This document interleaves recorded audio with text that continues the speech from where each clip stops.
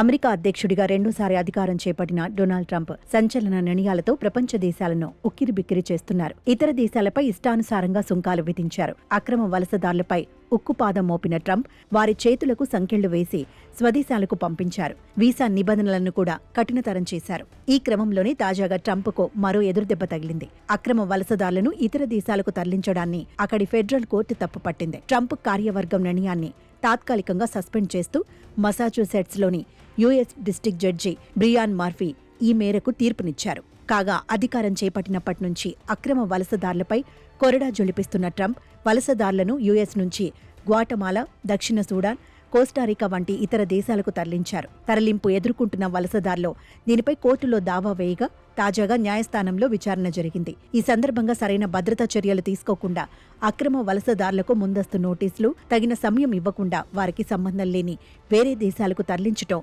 చట్టవిరుద్ధమని తీర్పునిచ్చింది. ఈ తీర్పుపై సుప్రీంకోర్టులో అప్పీల్ చేసుకునేందుకు ట్రంప్ యంత్రాంగానికి 15 రోజుల పాటు సమయం ఇచ్చింది.